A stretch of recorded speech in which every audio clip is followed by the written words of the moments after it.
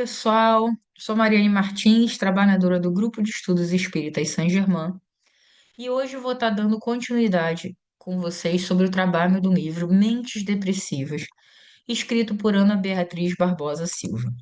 Eu vou projetar minha telinha para a gente começar, tá, pessoal? E hoje a gente vai estar dando continuidade nesse livro, né, como eu acabei de comentar. E vamos abordar dois capítulos, tá? Que é a depressão na fase da infância e da juventude, depressão infanto-juvenil, e na sequência a gente vai falar um pouquinho sobre a depressão na terceira idade, tá?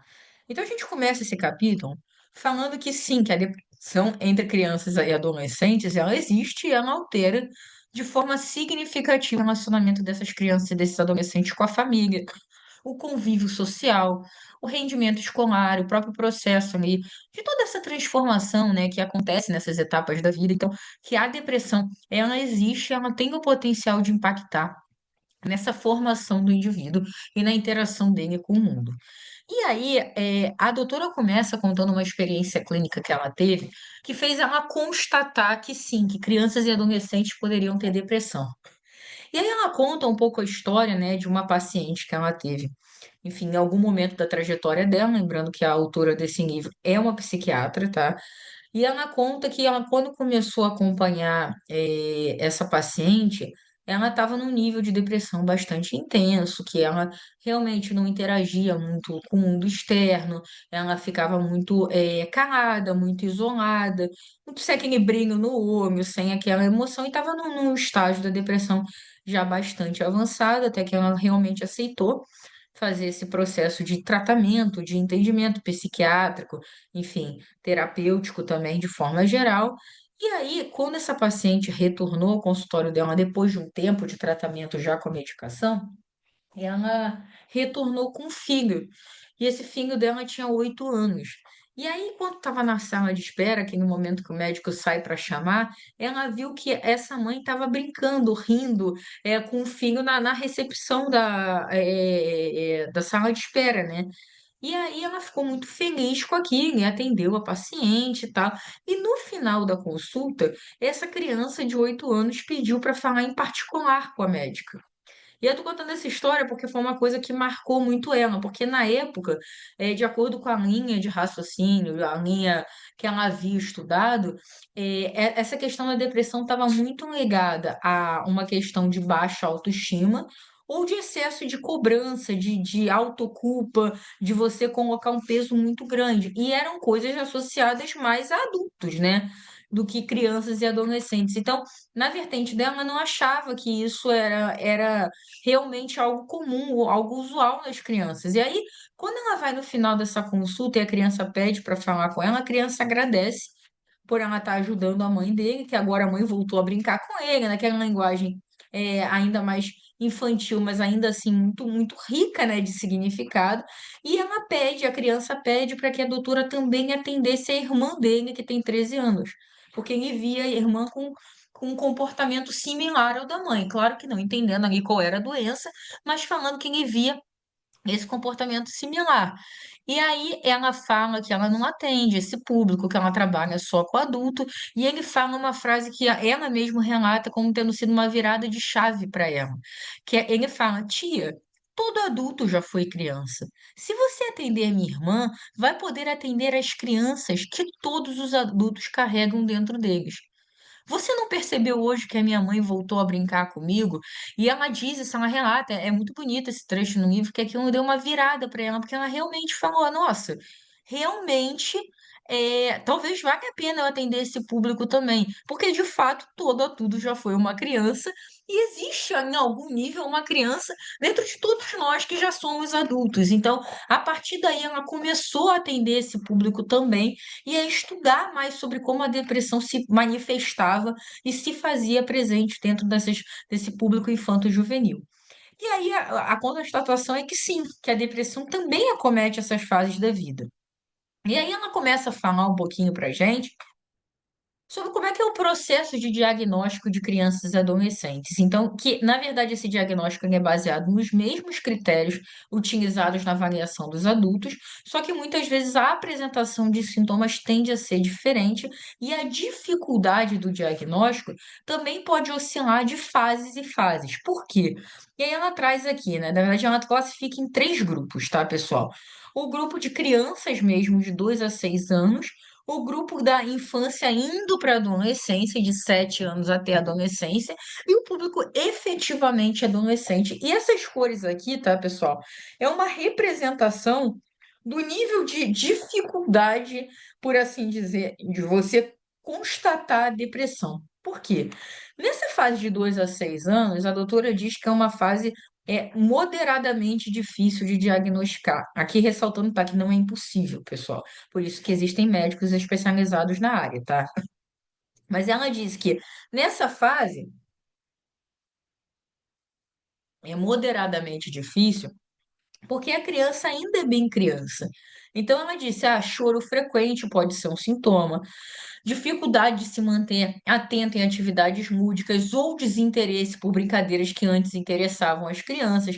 Então, existem sinais, mas é aquela coisa, precisa de um profissional efetivamente especializado, porque a criança, muitas vezes na cidade, ela chora, muitas vezes a criança acaba perdendo e ganhando interesse em atividades, em interações ambientais que se modificam. Às vezes a criança gosta muito de boneco numa fase da vida, depois gosta de carrinho, depois gosta de bicho de pelúcia, e esse interesse ele vai oscilando mesmo. Então, é moderadamente difícil pela dificuldade de saber o que que é natural à lei da idade e o que que é realmente um sintoma indicativo de uma potencial depressão. Já dos 7 anos até a adolescência, ela diz que entre essa faixa infanto-juvenil é uma época mais simples de identificar, porque realmente a criança já não é mais tão criancinha assim, mas também não entrou naquela fase da adolescência onde tem outros questionamentos, a outro momento de desenvolvimento. Então, que você está numa fase de transição que você consegue ver essas características e associar mais diretamente à depressão. Então, ela fala aqui da fisionomia mais abatida, entristecida, a questão de aborrecimento, de repente um comportamento diferente com familiares, amigos, ficando mais isolada, uma questão com a escola de você estar desatento ou não estar conseguindo dar o devido foco nos trabalhos, nas atividades, de você estar isolado não só com familiares e amigos, mas nas atividades sociais, do pensamento começar a muitas vezes ir para um conteúdo mais mórbido, mais pesado, mais negativo. Então, ela fala que existem mais sintomas e que esses sintomas são mais facilmente identificados nessa fase. E por outra forma, que a adolescência, apesar de ter muitos e muitos sintomas, a adolescência por si só é uma fase bem complexa. Por quê, tá? Porque assim, o adolescente ele está se descobrindo, tá, gente? Está se descobrindo em várias coisas. Na adolescência, normalmente você começa a ter os seus primeiros relacionamentos amorosos, você começa a ter ali uma preocupação, mas na opinião, infelizmente, muitas vezes, tá, gente? Mas da opinião do outro, como é que você aceita em determinado grupo. É na adolescência que você muitas vezes tem que ver a sua profissão, se preparar para um vestibular.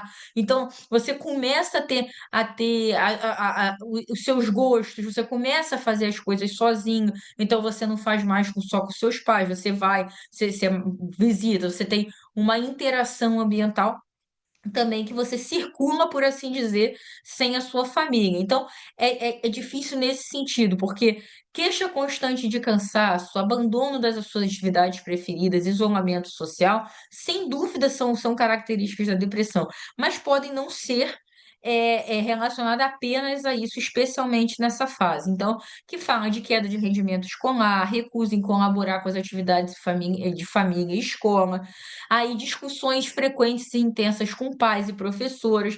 Aí eu vou dividir aqui o bloco, tá? Que vocês veem que as primeiras são muito similares com as de cima. mas tendem a ser mais comuns no momento da adolescência do que no momento da infância até a adolescência. Então, por isso que é mais fácil identificar isso enquanto sintoma de depressão nessa etapa do que nessa. E aí você vem nas três finais, né? Que são as discussões, o comportamento de risco, a presença de pensamentos móveis. Muitas vezes na adolescência, muitos pais relatam, né, desse comportamento um tanto quanto reativo dos filhos, de repente, uma interação exagerada com a rede social e que você não sabe o que é do que o adolescente está pesquisando, está vendo, está interagindo com o mundo. Muitas vezes comportamentos de risco, tanto no sentido de autopreservação, quanto de você realmente ter acesso aí a coisas que muitas vezes provocam uma agressão em si mesmo, ou de repente uma comparação em excesso com vidas supostamente perfeitas de internet que não é real, ou às vezes você ir a locais ou fazer consumo de drogas lícitas ou ilícitas que são prejudiciais. Então, na adolescência, existem muitos e muitos sintomas, mas esses sintomas podem estar associados à depressão ou o próprio processo ali de interação inicial com o mundo e com questões pessoais ali e relacionais que a gente enfrenta aí nesse momento de crescimento. Então, ela fala que tem essas características, tá? E reforça muito, pessoal, a importância de procurar uma ajuda especializada, porque sim, pode ser depressão. E essa certeza a gente só vai conseguir ter através do acompanhamento médico adequado. Aí aqui, tá, gente? Esse é o último ponto desse slide aqui. O risco, ele é maior para meninas, assim como acontece na fase adulta. Então, a gente começa a dar uma pincelada no próximo tópico, que é fatores de risco. Então, realmente, tanto na adolescência quanto na fase adulta, a depressão se faz mais presente em mulheres e outros fatores de risco, alguns vão estar ali em vários tipos de transtorno, tá? Seja de ansiedade, de depressão, de várias outras questões da mente, tá? Mas assim, a gente bota aqui de novo história familiar, e aqui quando a gente fala história familiar, é tanto no aspecto genético quanto no aspecto de ambiente que aquela criança, aquele adolescente cresceu. Então, dependendo do ambiente um pouco mais caótico, um ambiente que você é muito incentivado a não se colocar, a não expor seus sentimentos, isso daí pode potencializar, tá? A questão da presença de dificuldade na aprendizagem escolar. É, a gente sabe que realmente nessa fase da adolescência, principalmente, você tem que tomar muitas decisões sobre a sua vida e a questão profissional é uma dessas decisões. Então, tanto na infância você começar a ter a interação, a fazer o processo de aprendizado, quanto na adolescência você ter que tomar decisões que vão ali nortear o seu futuro, trazem um peso. E se você ainda tem essa questão da dificuldade de aprendizado, isso fica mais intenso ainda, então tem aqui o exemplo do TDAH, da dislexia, enfim. A questão de traumas, a gente está falando aqui tanto de traumas, aí eu vou falar desse terceiro ponto e desse penúltimo ponto aqui.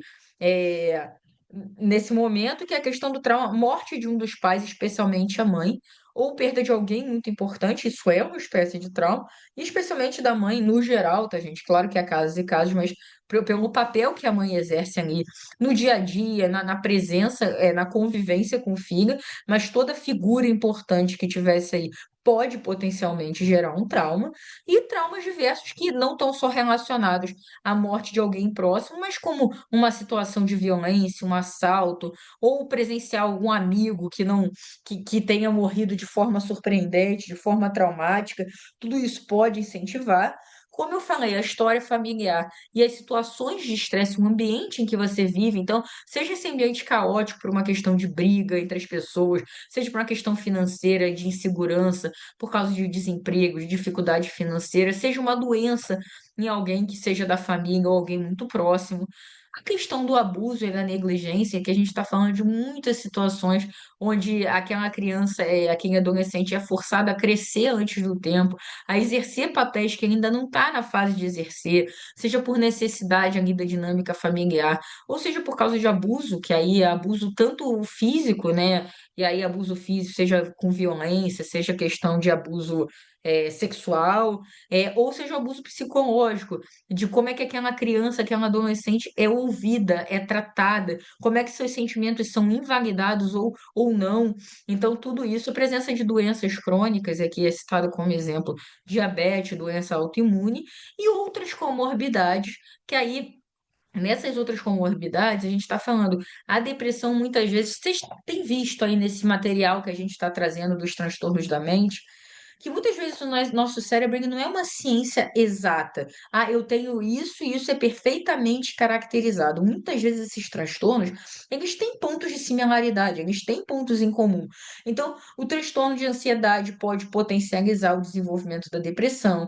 O TDAH, de novo, assim como falei lá em cima na questão da dificuldade de aprendizagem escolar, também pode ser um potencial. O transtorno alimentar, uso abusivo de substâncias que tiram aí a gente do nosso completo foco, do nosso completo discernimento. Então, tudo isso pode coexistir e potencializar um desenvolvimento de depressão. E aqui, gente, eu escolhi usar como exemplo, no livro, ela fala um pouquinho de todos os transtornos, tá? Mas eu escolhi trazer mais exemplificadamente esse fator de risco do TDAH por duas razões, tá? Primeira razão é porque a gente tem um material também disponibilizado aqui no YouTube do GRESG, que era um livro Mentes Ansiosas, também da doutora Ana Beatriz Barbosa. Então, nesse estudo que foi feito, ele também foi com base nesse material, e ele aborda vários e vários transtornos de ansiedade. Então, eu achei melhor focar em um tema que a gente ainda não abordou para trazer para esse material, mas recomendo tanto a leitura do livro Mentes Ansiosas, quanto o acompanhamento desses vídeos aqui, desse estudo que foi feito também aqui no GRESG com base nesse material e que está disponível no canal do YouTube do GRESG, tá? Então a gente vai dar foco aqui por essa razão e também porque em dois fatores, que seja a comorbidade pela doença e o próprio efeito que essa doença tem na aprendizagem escolar, como fatores de risco. Então, essa doença aqui, esse transtorno é citado duas vezes, por isso que a gente vai trazer ele com foco maior aqui, tá? Então, gente, peraí que passou demais. O TDAH é um fator de risco para depressão infanto-juvenil, principalmente porque a gente precisa entender primeiro o que é o TDAH. TDAH é o transtorno de déficit de atenção e hiperatividade. E ele é um distúrbio que atinge todas as faixas etárias, tá? Desde a criança até o adulto. E ele se caracteriza muitas vezes por falta de concentração, pela impulsividade, e ele tem estados que podem ser ligados à desatenção, à impulsividade e à agitação. Então, quando a gente está falando de desatenção, eu vou dar ênfase aqui em como é que esse transtorno muitas vezes dificulta o processo de aprendizagem e às vezes gera ali o bullying, que é uma coisa muito nociva e que afeta muito psicologicamente, podendo também potencializar a depressão. Então, aqui na desatenção, eu vou enfatizar, tem dificuldade para concluir tarefas ou atividades. Às vezes, justamente pela dificuldade de foco e por essa hiperatividade, você tem dificuldade de terminar aquilo que você começou. E isso acaba sendo muito ruim no processo de aprendizagem, porque o processo de aprendizagem muitas vezes vai naquela coisa da repetição, do refazer, seja numa ciência exata ou seja numa ciência humana, de você ler muitas vezes a mesma coisa. Então, se você tem essa dificuldade de foco, isso muitas vezes dificulta o processo de aprendizagem.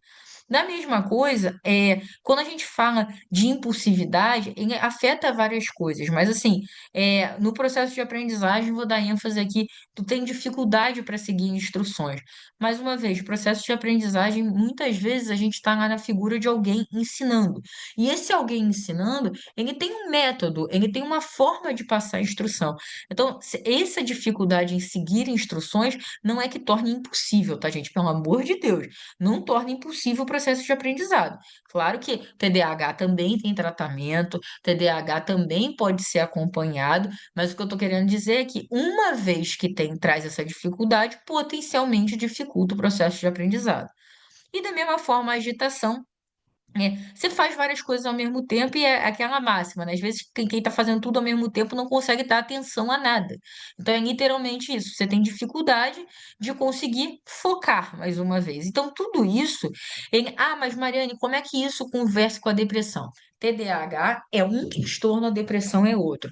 Mas é que ao dificultar o processo de aprendizagem e ao ser uma comorbidade que muitas vezes também, como é dito aqui, é um fator de risco para a depressão, muitas vezes isso potencializa esse desenvolvimento, seja por causa da autoimagem que aquela pessoa passa a ter de si mesma, que é uma autoimagem terrível, que não é uma autoimagem que corresponde à realidade, mas que muitas vezes a pessoa se vê como inferior, como incapaz, e isso é terrível até de falar, tá? Até me incomoda falar, mas estou tentando trazer essa sensação. Muitas vezes a pessoa se acha inferior ou sofre algum tipo de preconceito ou sofre algum tipo de bullying que potencializa essa tristeza, essa baixa estima com você mesmo e que isso acaba criando um ambiente, infelizmente, propício na mente para o desenvolvimento da depressão. Então, esse daqui é um dos pontos que são de comorbidade, mas mais uma vez, tá? Ninguém é inferior por ter esse transtorno, ninguém é incapaz por ter esse transtorno e, principalmente, esse transtorno também tem tratamento. E a busca por ajuda, assim como na depressão, ela é possível, é recomendada e ela vem trazer muito mais qualidade de vida a quem precisa. Tá bom, pessoal? Então, e aí, a gente fecha aqui esse capítulo sobre a depressão infanto-juvenil e a gente entra aqui no segundo tema de hoje, que é a depressão na terceira idade. Então, agora a gente está fazendo de grupos, né? A depressão como um todo pode acontecer em todas as faixas etárias, mas como é que ela se manifesta mais na infância e na juventude e como é que ela se manifesta mais na terceira idade? Quais são os principais gatilhos? É esse contraponto que a gente está tentando trazer aqui, tá? E a coisa que ele fala aqui isso é um trecho do livro, tá, gente? E eu falei para vocês, apesar de não ser uma consequência natural do envelhecimento, as estatísticas deixam claro que a depressão é comum nessa fase da vida. E sua identificação e seu tratamento precoce são essenciais no restabelecimento da saúde geral dos idosos. E aí, gente, vamos entender. Nem todo idoso vai ter depressão, não é isso. Mas a depressão é estatisticamente mais comum nessa fase da vida e existem fatores que potencializam esse desenvolvimento. E aí eu vou me minimizar aqui, tá, gente? Não vou não, vou trazer pra cá, trazer pra cá. E aí eu trouxe essa figurinha, que essa figurinha não tá no livro, mas eu achei muito interessante e conversa muito com o que a doutora fala no livro. Então, assim, depressão depois dos 60 anos, essa chamada terceira idade. Primeira coisa, que aí eu vou falar dessa parte aqui de cima, tá? Parte aqui de cima e da limitação física, tá? Você tem doenças físicas que muitas vezes trazem dor, que muitas vezes limitam a sua autonomia. Você tem uma questão do cérebro, seja por atrofia natural da idade, ou seja por uma questão de perda neuronal, de alteração vascular, e seja limitação física mesmo, mais uma vez, alguma dificuldade de andar, alguma dificuldade de fazer algum tipo de atividade. Tudo isso vai te trazendo uma limitação física, e isso é uma mudança, de repente, do que você tinha enquanto rotina de vida antes de chegar na terceira idade. Então, quando a gente fala aqui, é mais uma vez usando essa palavra, a questão da sua autonomia, e na questão do cérebro, muitas vezes existem doenças como Parkinson, existem doenças como Alzheimer, que afetam a sua interação com o ambiente, afetam suas memórias. Então, tudo isso muitas vezes faz com que essa pessoa se sinta muito dependente e muito diferente do normal que ela costumava ser quando mais jovem, e do normal dela, quando ela costumava, como ela costumava ser quando mais jovem. Além disso, gente, tem outras questões aqui. Questões emocionais, tá? E aí, tem esses três tópicos que eu queria trazer separadamente, tá? Situações de luto. Gente, viver é conviver com potenciais momentos de luto. Infelizmente, é natural, é nosso processo e não é tão fácil de lidar. Eu tô falando que é natural, natural sim, fácil não. Mas assim, a gente vai perder pessoas ao longo da vida, a gente vai perder seres que a gente ama, sejam animais, enfim, a gente vai ter perdas ao longo da vida. E quanto mais idoso você fica, mais esse processo de perda se faz presente. Porque as pessoas que são mais velhas que você potencialmente já não vão estar mais aqui. Além disso, as pessoas que são os seus amigos da sua faixa etária também começam a ter essa passagem, esse desencarne, ou alguma limitação física. Então, você lida com o luto, e lidar com o luto é muito difícil, mas você lida com o luto ainda mais frequentemente. Muitas vezes você tem a questão da falta de suporte do isolamento, muitas vezes existem famílias e famílias, existem casos e casos, mas muitas vezes aquele idoso não tem a presença que costumava ter, não tem a constância nas visitas, não tem uma interação próxima dos seus familiares. Então, isso daí dificulta também esse senso de pertencer àquele núcleo familiar e traz uma sensação de isolamento.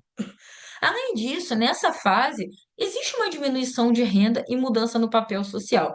Fato é que, em algum momento da terceira idade, a ideia, né, gente, é se aposentar. E aí, quando a pessoa se aposenta, ela tem uma perda de renda, uma redução de renda, e além disso, é uma fase da vida em que muitas vezes seus gastos aumentam, justamente porque você tem todas as questões de saúde que tendem a ser maximizadas nessa fase. Então, é como se a gente falasse aqui de forma geral que na terceira idade o potencial de desenvolvimento da depressão é maior por causa de limitações físicas, por causa de dificuldades ali da sua mente, que aí, enfim, podem ter vários aspectos de memória, de interação, enfim, você pode ter vários tipos de doença que sejam desenvolvidas na mente ou progressões naturais que vêm com a idade, como é o caso da perda neuronal. Você tem a questão financeira, a questão relacional e você tem as questões das perdas que você passa ao longo da vida. Então, tudo isso vai potencializar aqueles sintomas que são característicos. Então, a gente já viu, né, a questão da tristeza, de perda de interesse por atividades, mudança no apetite, mudança no padrão de sono, enfim, isso daí a gente viu que manifesta na depressão de forma geral, mas isso aqui nos idosos é muito aumentado. Então, até 15% dos idosos têm depressão, o que é um número muito maior do que, por exemplo, em fases mais jovens da nossa vida. Então, esse é o grande ponto aqui. As características são as mesmas, mas a frequência e a manifestação, dado os potencializadores, dados os fatores de risco, são maiores nessa fase da vida, tá? E aí a gente fala aqui de diagnóstico e tratamento também, tá, gente? Primeiro ponto aqui, quando a gente fala de diagnóstico, é que assim, da mesma forma, muitas vezes os sintomas são similares, mas a gente precisa, mais uma vez, de uma avaliação de um profissional especializado, com uma avaliação criteriosa, com uma avaliação extensa, porque lembra de tudo que eu acabei de falar, das limitações físicas, das limitações, inclusive do sistema nervoso, da questão do cérebro em si. Muitas vezes isso pode ser coexistir ou pode ser confundido com a depressão. Então, precisa se investigar a parte clínica, precisa se entender as outras doenças, tratar as outras doenças, para poder separar o que que é uma manifestação da depressão e o que que é uma manifestação inerente àquele outro quadro, que é uma outra comorbidade que o idoso apresenta. Questão do tratamento também tem esse porém. Muitas vezes as medicações, elas são até as mesmas, mas ela tem que ter mais atenção com potenciais efeitos colaterais, justamente por você estar numa fase mais sensível do seu organismo, da sua vida, e as medicações muitas vezes são iniciadas em doses mais reduzidas para que haja um estágio de adaptação maior e diminua qualquer potencial risco. Então, muitas vezes o medicamento é igual, mas a velocidade de chegar na dose terapêutica pode ser maior para minimizar esses riscos, esses efeitos colaterais. E aí, ainda tem um outro ponto, né? Além do tratamento médico com remédio, além do tratamento com a terapia, que a gente tanto fala que é tão importante para qualquer transtorno da mente, é citado no livro a questão das terapias complementares. Porque sim, gente, a atividade cultural, a atividade social, a atividade física são extremamente recomendáveis, não só para os idosos, tá? Mas como para todos nós. Porque quando a gente fala de atividade cultural, quando a gente fala de atividade social, a gente está falando de pessoas, de interação, de relações humanas, de minimizar aquela sensação de isolamento, de não fazer parte, de ser um peso. Você está se tornando, você está vivendo novas histórias. histórias, você está ampliando vínculos, você está se sentindo parte de algo. Isso é muito importante. E a atividade física, gente, eu devo confessar, tá? Eu era aquela pessoa que há uns 5 anos atrás não fazia nada. E eu hoje digo para vocês, eu amo. Não, eu não amo, mas eu realmente defendo a atividade física. Porque, assim, até com meus 30 e poucos anos, eu vejo o quanto eu sou mais capaz de fazer atividades simples do dia a dia quando eu comecei a me exercitar do que eu era 5 anos atrás. Então, assim, realmente a atividade é muito importante para minimizar a comorbidade, para minimizar a dor e para poder dar mais autonomia daquela pessoa conseguir ter uma vida plena e uma vida com pleno potencial até uma idade mais avançada. Então, sim, atividade física, atividade cultural, social é extremamente importante para a sua autonomia e para o seu senso de pertencimento no mundo.